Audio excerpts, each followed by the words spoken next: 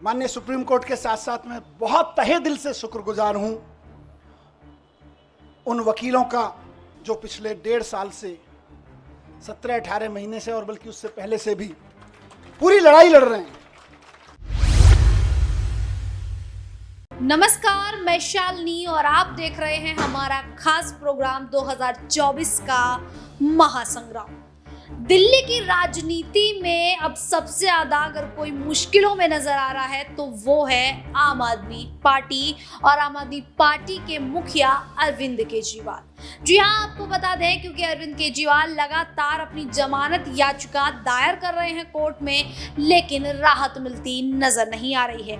ED case में बहुत पहले ही राहत मिल चुकी है सुप्रीम कोर्ट से, लेकिन सीबीआई केस में किसी भी तरीके की राहत मिलने के जो आसार हैं वो नहीं दिख रहे हैं। एक के बाद एक नई तारीख मिल रही है। अब बता दें कि 20 अगस्त को सुनवाई होनी है और फिर 23 अगस्त को भी सुनवाई होनी है। निर्णय क्या आएगा ये देखने वाला रहेगा। क्या इस तारीख में जो अरविंद केजरीवाल हैं वो जेल से बाहर आएंगे, क्योंकि 17 महीने के बाद मनीष सिसोदिया को आखिरकार दोनों ही केसों में राहत मिल चुकी है, जमानत से वो बाहर आ चुके हैं। अब सिसोदिया जिस तरीके से बाहर आए हैं, आम आदमी पार्टी की कमान को संभालते हुए नजर आ रहे हैं, वहीं अरविंद केजरीवाल के जन्मदिन पर वो ये बयान देते नजर आए थे कि लोकतंत्र को जेल में बंद करके रखा हुआ है, तानाशाही की सरकार है और भारतीय जनता पार्टी आम आदमी पार्टी के नेताओं को तानाशाही के तहत जेल में बंद करके रखने की कोशिश कर रही है। वहीं मनीष सिसोदिया ने भी एक बड़ा खुलासा किया। उन्होंने कहा कि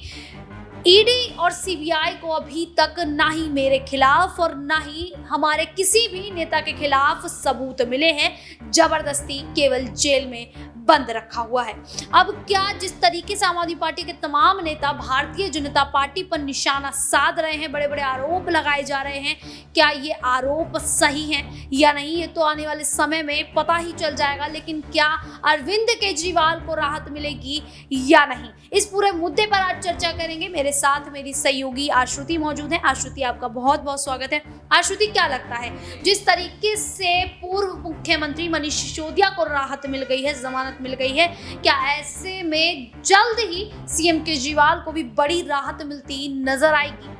देखिए शालिनी, अगर देखा जाए तो इस वक्त दिल्ली में केवल मनीष सिसोदिया हैं जो कहीं ना कहीं स्थिति संभालते नजर आ रहे हैं। अरविंद केजरीवाल की बात करी जाए तो अभी तक 23 तारीख तक उनकी जो न्यायिक हिरासत है वो एक बार फिर से बढ़ चुकी है। हालांकि 20 तारीख को उनकी सुनवाई जरूर होने वाली है, लेकिन 23 अगस्त को सुप्रीम कोर्ट का एक बार फिर से अहम फैसला आएगा। अब सीबीआई के मामले में आएगा और अब देखिए कहीं ना कहीं जिस हिसाब से सुप्रीम कोर्ट ने सीबीआई को नोटिस हाल ही में जारी कर दिया था कि आप तमाम सबूत जो आप कहीं ना कहीं हमारे सामने पेश कर रहे हैं अरविंद केजरीवाल की न्यायिक हिरासत को जो आप लगातार बढ़ाने के लिए तमाम याचिकाएं दायर कर रहे हैं, इन याचिकाओं का आखिर क्या सबूत है, इन याचिकाओं की आखिर आपके पास क्या ऐसी कड़ी है जिस कड़ी के तहत आप तमाम सबूतों को कहीं ना कहीं हमारे सामने पेश कर रहे हैं। इसके तहत सीबीआई ने नोटिस कहीं ना कहीं आप देखें तो जारी कर दिया था, लेकिन सीबीआई को नोटिस कहीं ना कहीं सुप्रीम कोर्ट ने जारी कर दिया था। लेकिन अगर आप मौजूदा स्थिति देखें तो मुझे ऐसा लगता है कि इस वक्त मनीष सिसोदिया दिल्ली में कमान बखूबी संभाल रहे हैं। उन्होंने साफ तौर पर यह भी कह दिया है कि अगर दिल्ली के आम आदमी पार्टी कैबिनेट में उनको जगह नहीं भी देते हैं तो कहीं ना कहीं उनके लिए कोई खासा प्रभाव नहीं पड़ेगा, क्योंकि जनता के लिए वो काम करना चाहते हैं और जनता के लिए वो कहीं ना कहीं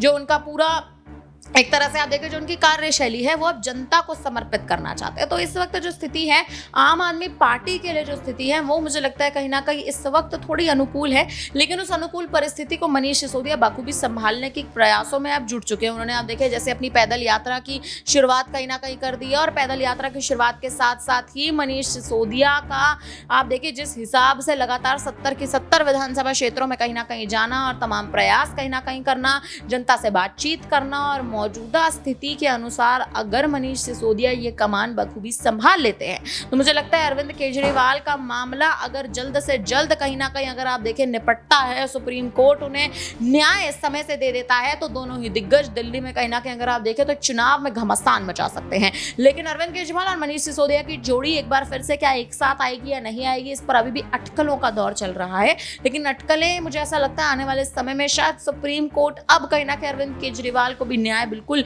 कहीं ना कहीं न्यायमूर्ति बन के उनको भी न्याय दे सकता है, क्योंकि अब दिल्ली में चुनाव है और दिल्ली के चुनाव के लिए दोनों ही मुख्य चेहरों का बाहर होना जरूरी है।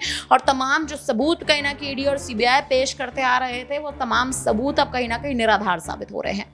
बिल्कुल, अब जो सबूत ईडी और सीबीआई पेश कर रहे हैं वो ये साबित नहीं कर पा रहे कि शराब नीति घोटाले मामले में यहाँ पर अरविंद केजरीवाल ही बड़े आरोपी हैं या मनीष सिसोदिया जो थे वो बड़े आरोपी हैं। लेकिन अब जिस तरीके से चुनाव आयोग की ओर से हरियाणा में चुनावी तारीखों का ऐलान कर दिया गया है, 1 अक्टूबर को यहाँ पर मतदान होगा और 4 अक्टूबर को जो नतीजे हैं वो सामने आ जाएंगे, तो हरियाणा में जो सियासत है वो अब और भी ज़्यादा तेज होती नजर आ रही है। भारतीय जनता पार्टी ने अपनी कमर कस ली है और लगातार मेहनत करती हुई नजर आ रही है। लेकिन वहीं जिस तरीके से कांग्रेस की बात की जाए तो जो कांग्रेस है वो 2 गुटों में बंट चुकी है। कांग्रेस में एक गुट यहाँ पर बन गया है, यहाँ पर भूपेंद्र सिंह हुड्डा का, दूसरा गुट है कुमारी शैलजा का। हरियाणा में आम आदमी पार्टी अपनी किस्मत काफी समय से आजमाने की कोशिश कर रही है, लेकिन वो वहां पर जीत दर्ज करती हुई नहीं आ रही है नजर। आम आदमी पार्टी की अगर बात की जाए तो आम चुनावों में वो चुनावी मैदान में एक सीट से कुरुक्षेत्र से मैदान में उतरी थी, लेकिन वो सीट भी हार जाती है। ऐसे में सुनीता केजरीवाल ने हरियाणा में कई जनसभाओं को संबोधित किया, संजय सिंह ने जनसभाओं को संबोधित किया। अब ऐसे में मनीष सिसोदिया की बारी है। मनीष सिसोदिया आखिरकार हरियाणा में किस तरीके से आम आदमी पार्टी की कमान को संभालते हैं, ये बड़ा सवाल खड़ा हो जाता है। लेकिन आश्रुति, क्या लगता है कि हरियाणा में मतदान से पहले क्या सीएम केजरीवाल को राहत तो मिल जाएगी, बाहर आ जाएंगे? देखिए, मतदान से पहले हरियाणा में अगर आप बात कर ली जाए तो इस बार 1 अक्टूबर को हरियाणा में मतदान होने जा रहा है और 4 अक्टूबर को मतगणना हो जाएगी। उससे पहले आप देखें जो तमाम प्रयास है, तमाम जो अगर आप देखें जो औपचारिक काम है वो हरियाणा में कहीं ना कहीं निपटते नजर आएंगे। लेकिन इस वक्त आम आदमी पार्टी के जो कयास चल रहे हैं कि आम आदमी पार्टी हरियाणा में चुनाव लड़ सकती है, देखिए ये कहीं ना कहीं अभी तक इस पर कोई भी पुख्ता सबूत नहीं है, क्योंकि अभी तक आम आदमी पार्टी ने कोई ऐसा बड़ा ऐलान नहीं किया है, केवल अटकलों का दौर चलता आ रहा है। लेकिन अगर आप अरविंद केजरीवाल की बात कर लीजिए कि क्या अरविंद केजरीवाल हरियाणा में मतदान से पहले हरियाणा के बाहर आ पाएंगे या नहीं आ पाएंगे, देखिए इस पर अभी तक चर्चाएं हैं केवल। और जिस हिसाब से 23 अगस्त को अब अरविंद केजरीवाल की एक बार फिर से सुनवाई है, ये सुनवाई ही केवल हर एक चीज, हर एक मुद्दा तय करेगी कि क्या अरविंद केजरीवाल की रिहाई। जो आम आदमी पार्टी है वो आम चुनावों में जीत दर्ज नहीं कर पाई, एक सीट पर उतरी थी और एक सीट भी वो उनके हाथ से निकल जाती है।